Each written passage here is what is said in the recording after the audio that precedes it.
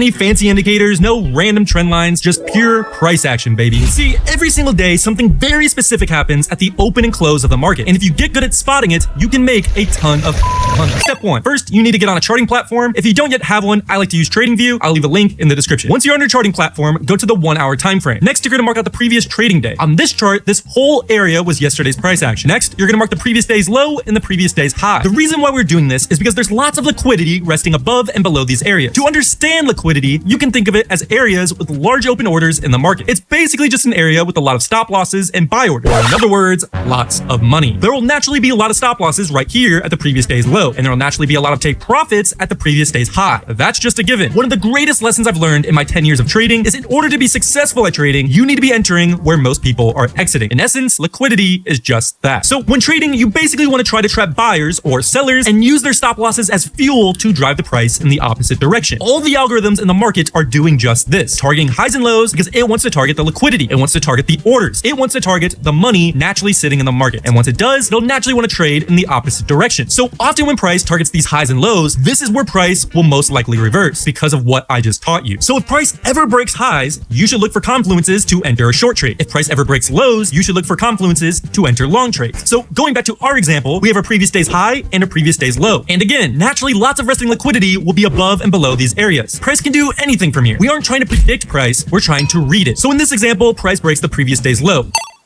Which brings us to step number 2. Once price has broken the previous day's high or low, you're going to go from the 1 hour time frame to the 5 minute time frame. If price broke the previous day's low, you would be looking for longs. If price breaks the previous day's high, you would be looking for shorts. In this case, price broke the previous day's low, so we'll be looking for long trade. Now, we don't want to simply enter a long trade just because it broke the low. We first want confirmation. Once price breaks the previous day's low, you want it to immediately do a break of structure to the upside, which is just a break of the previous high. But an important step, you have to make sure this break of structure occurs above the liquidity. If it did something like this, where it did a break of structure, but it was below the liquidity, this would not count. It has to do the break of structure above the liquidity. Another important note, when it does this break of structure, a candle must close above the previous high. If it just wicks above it like this would also not count. So just to make it extremely clear, for step number 2, you must get a break of structure that not only occurs above the liquidity, but also a candle that closes above the previous high, which in this case, it does both of those. Now we need a place to enter the trade.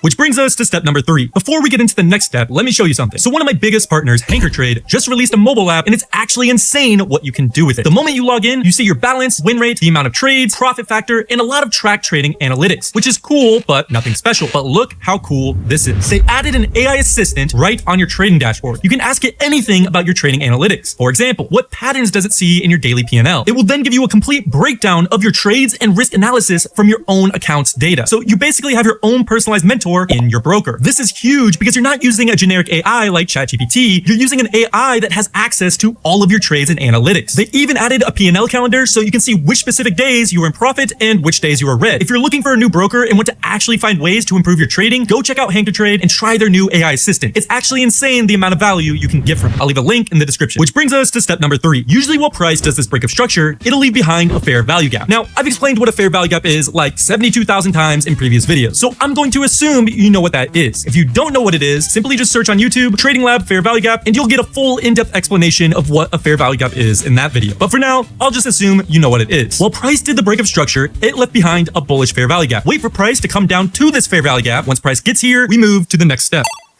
Enter the trade. Stop loss below the lows, and you're going to set your take profit at the previous day's high we marked before. And just like that, we got a winning trade. So here we have our 1 hour price action. We mark out the previous day's low and the previous day's high. We know there will be lots of resting liquidity above and below these areas. Step 2, we move from the 1 hour time frame to the 5 minute time frame. We wait for price to break in either direction. This time we broke above the previous day's high. So this time we'll look for shorts. Step number 3, wait for a break of structure directly after the liquidity grab. In this case, the break of structure must happen below the liquidity, and again, the candle must close below the break of structure. Next, we mark out our bearish fair value gap. Wait for price to come back up to it, set our stop loss above the highs, set our take profit at the previous day's low we marked out before. And again, we got an easy winning trade. So now that you guys understand the strategy, I'm going to show you some bonus tips to not only make the strategy easier, but also perform better. Bonus tip number 1. Remember how we mark out the previous day's high and the previous day's low? Well, what if I told you there's a way to do it automatically? Go on TradingView, go to the indicators, search previous day's highs and lows. I personally like this one by this guy. Now, instead of having to mark out the previous day's high and lows manually, manually, this indicator does it for you. The green line is the previous day's high, the red line is the previous day's low. Pretty neat. That's pretty neat. Bonus tip number 2. One of the reasons this strategy works so well is because every time you use it, the risk to reward is normally pretty good, meaning your losses are super small when you do lose, but your wins are super big when you win. That's the entire edge. To make this edge even greater, I have a rule. If the risk to reward is not better than 2.5 to 1, I do not take the trade, meaning your take profit should be 2.5 times bigger than your stop loss every time. If it's anything less than that, you should not be taking the trade. To easily figure this out, go to the left-hand side, choose this icon, click long position, mark out your take profit and your stop loss. This risk to reward ratio number should be bigger than 2.5. If you got all the previous steps done right, but the risk to reward is under 2.5, you do not take the trade. Well, that's the strategy. Go try it out and let me know how it works for you. See you next time. One of the most powerful concepts in trading. This exact strategy has led me to many profitable trades in my career. But the problem is, many traders actually use it incorrectly, causing them to lose money from it. The most confusing part about trading the fair value gap is figuring out which ones are most likely to work. But here's the truth. Not all fair value gaps are equal. Some have a much higher chance of being profitable than others. In this video, I'll reveal the secret hacks to help you spot which fair value gaps have the highest chance of success. And as a bonus, I'll also reveal the top 3 trading strategies using the fair value gaps that I use to land consistent profits. So without further ado, let's dive in. First, what is a fair value gap? A fair value gap is a formation on a chart that involves price moving sharply towards one direction, forming a gap on the candlestick. Often the price is then drawn back to the gap like a magnet, as it attempts to retest or fill the gap. Traders can then look to enter a position at the gap, aiming to profit as price tends to bounce off after retesting it. To plot a fair value gap, you first need to identify a 3-candle sequence. Then, look for a large candle between 2 smaller candles, where the high of the first candle and the low of the third candle do not overlap with the middle candle. The gap between the high of the first candle and the low of the third candle is called the fair value gap. Next, you can draw a rectangle on the chart to mark the gap. This concept also applies to the bearish setups. Remember, if there's no gap between the high of the first candle and the low of the third candle, then there is no fair value gap, regardless of how large the second candle is. Alright, so now you know how to spot and draw a fair value gap. However, as I mentioned earlier, not all fair value gaps are equal. Some have a much higher chance of giving you a profitable trade. So now, I'm going to share 5 hacks that I use to help you identify which fair value gaps are the most profitable. Number 1. To ensure that a fair value gap has a high chance of success, it needs to remain what's called unmitigated, which means not tested. And so, whenever you see a fair value gap on a chart, you need to make sure that it hasn't been retested by the price yet, because the effectiveness of a fair value gap decreases once the price touches it for the first time. For example, if you see a fair value gap that forms, but you also notice that the price has already retested it, then it's no longer an effective fair value gap. Another important thing to note is that the price shouldn't retrace too deeply to the point where it closes below the gap. If it does, then the fair value gap is also invalidated. So the best fair value gap entry is when the price hasn't retested it before. And when it does retest for the first time, make sure it doesn't break below the gap. Number 2. Whenever you spot multiple fair value gaps on one setup, such as this example, always prefer the ones with large size. Larger fair value gaps, such as this one, almost always work better compared to smaller ones, because they represent a stronger imbalance between buyers and sellers. This means they are more likely to act as stronger areas of support or resistance. Moving on to number 3. If you found a setup with multiple fair value gaps that are about the same size, and none stand out as significantly larger, you'll need to filter them out based on their position. The ones you use are the fair value gaps located in the lower portion of the move, which usually has a higher chance of working. But to do this more precisely, you'll need a tool. On a charting platform like TradingView, you can use the Gambox tool. You then go to Settings and set the price levels to 0, 0.5, and 1. To use the tool, you drag it from the swing low to the swing high of the movement that contains multiple fair value gaps. This line in the middle separates the fair value gaps, and you should only focus on the gaps located on the bottom area and ignore the ones on the upper area. Same thing for shorts. Drag the tool from the swing high to the swing low, and only focus on the gaps located on the top area. Number 4. A type of setup you should absolutely avoid is when a fair value gap forms as the price approaches a major key level. For example, let's say you spot a bullish fair value gap forming, but when you look back, you notice that there's a major resistance level above, so it's best to ignore this fair value gap. This is because key levels could cause the price to be rejected and reverse from them, which may invalidate our initial fair value gap. Moving on to number 5. Fair value gaps that form after a break of structure are gold. If you manage to spot these types of fair value gap, they have one of the highest win rates compared to other setups. To recap, here's a quick explanation of what a break of structure is. During an uptrend, whenever the price breaks a previous high, that's called a break of structure. A previous high refers to the highest price point reached before the price pulls back or retraces. Let's say price moves up, then dips slightly before moving up again. This peak before the dip is called the previous high. So when the price moves above this high, making new highs, it's called a break of structure. Similarly, during a downtrend, if the price breaks below the previous low, that's also a break of structure. And so, to circle back to our topic, when a fair value gap forms near and after a break of structure, like this one, it signals a high win rate setup. In such cases, the price has a higher likelihood of retracing to this gap and bouncing from it. So now that you've learned the 5 hacks to spot high-quality fair value gaps, let me share the best entry technique for trading them once you've identified one. The best entry point when trading a fair value gap is to enter a trade right in the middle of the gap. To do that, we'll use the same Gann fan tool from earlier, drag it from the low of the fair value gap to the high of the fair value gap. And so, this middle point will be our entry. Next, you wait for the price to retrace to the midpoint. Once it does, you're good to enter the trade, so you open a buy position. And as for your stop loss, set it at the break of the fair value gap or the point of invalidation.